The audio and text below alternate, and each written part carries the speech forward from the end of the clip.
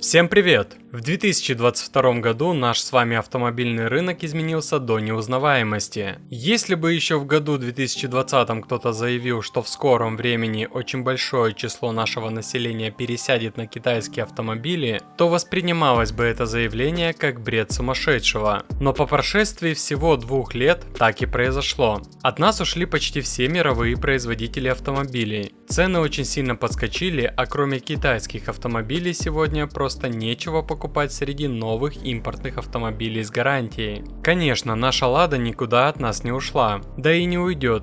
Но продукция АвтоВАЗа сегодня не может порадовать ни своим качеством, ни ценой. Слава богу, АвтоВАЗ не так давно смог решить проблему с отсутствием подушек безопасности. С недавнего времени их опять начали устанавливать на Весты, правда в продаже такие автомобили пока не появились. Но есть одно но. Наши соотечественники вообще не горят желанием приобретать такие урезанные автомобили. Когда Веста НГ в базовой комплектации продают за 1,5 миллиона рублей, при этом в ней нет ничего, волей задумываешься, а нужен ли вообще такой автомобиль. Недавно фирменные дилеры АвтоВАЗа в Тольятти пожаловались, что за месяц не удалось продать ни одной подобной Весты. Это и не удивительно, ведь стоит она очень дорого, а оснащение никакое. Обещают, что подушки безопасности также вернут на Гранту, а после подушки наконец-то вернутся и на все семейство Нивы. Для АвтоВАЗа это очень знаковое событие. Глава предприятия Максим Соколов не так давно даже выступил с хвалебной речью, мол, за 3 месяца удалось возобновить выпуск автомобилей с подушками и найти нового поставщика. Конечно, вины АвтоВАЗа в отсутствии подушек безопасности нет,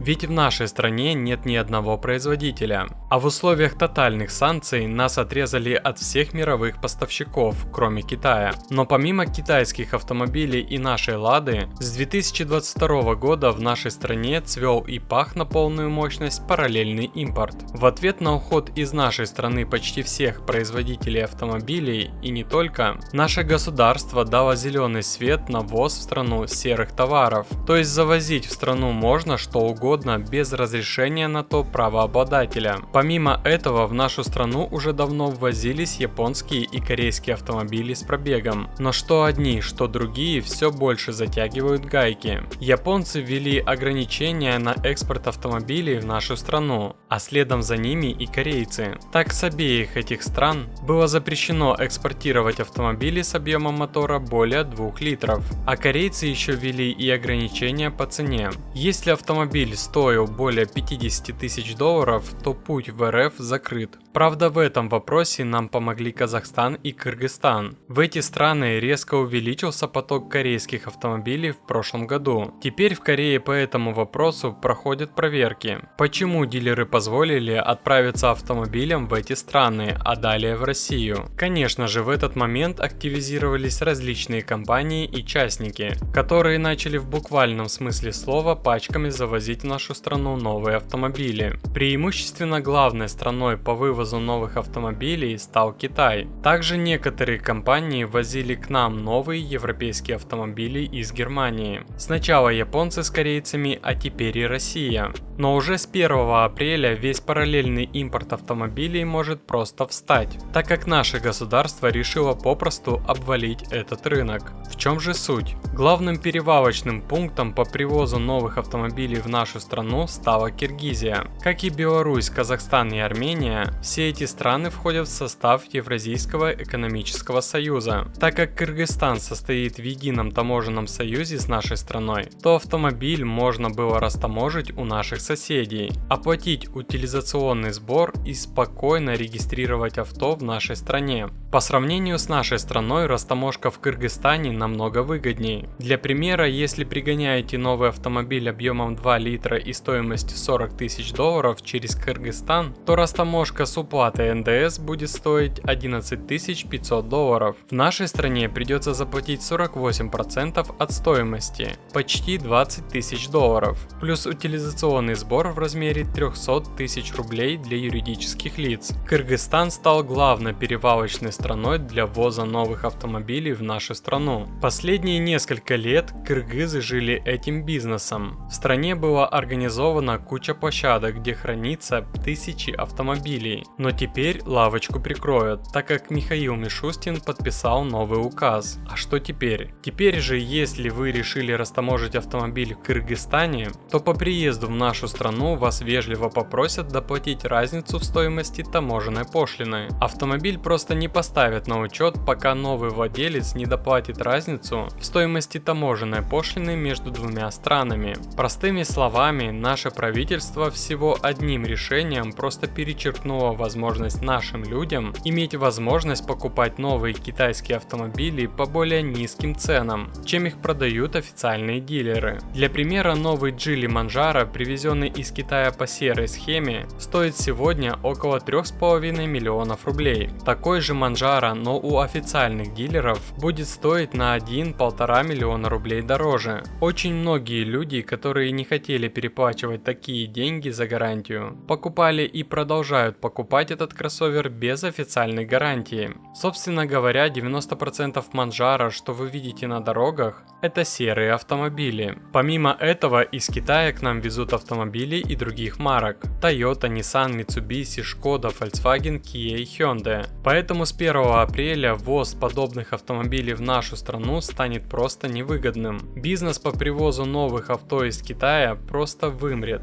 Также бизнес в Кыргызстане пойдет на дно, так как никому не будут нужны эти автомобили по таким ценам. Почему вышел такой закон? Дело в том, что в нашей стране очень сильно разросся подобный бизнес по привозу новых автомобилей из Китая. Наши дилеры теряют колоссальные деньги, так как с точки зрения цены конкурировать с компаниями по привозу автомобилей они просто не могут. А продавая больше официальных автомобилей, государство получает больше денег в казну. Но тут есть один вопрос: а будут ли люди покупать эти автомобили по более высоким ценам? Например, тот же Manjaro за 3,5 миллиона довольно хорошая цена за этот автомобиль. Люди с очень большим желанием его покупают. А вот за 4,5-5 миллионов рублей покупать его уже более риторический вопрос, так как 5 миллионов рублей он точно не стоит. И тут государство может больше потерять, чем приобрести. С каждого завезенного автомобиля в казну шло порядка 300 тысяч только за уплату утилизационного сбора, который также повышался с 1 августа.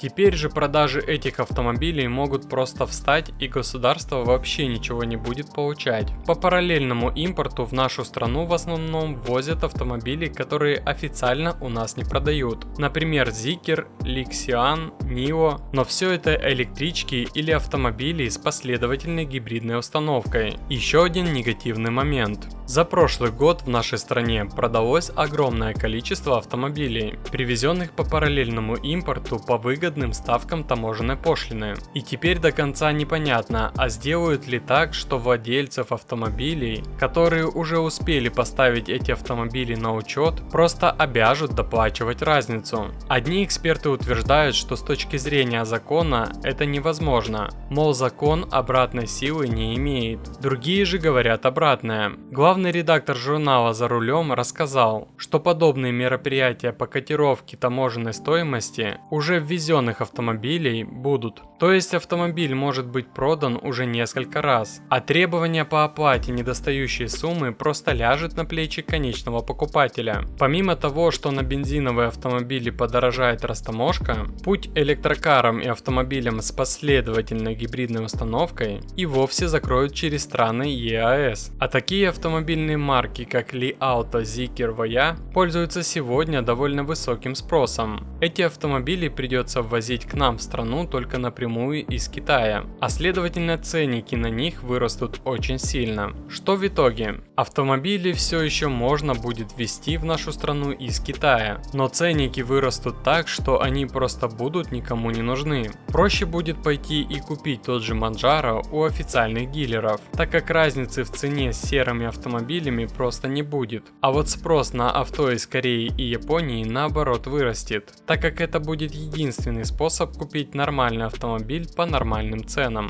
Кроме этого, цены могут начать расти и на официальные автомобили. Конечно, в официальном документе, подписанном Мишустиным, этого нет, но в подобных условиях, когда спрос будет строго ограничен только официальными автомобилями, дилеры могут пойти на такой шаг. А как считаете вы, это забота о народе? Пишите в комментариях.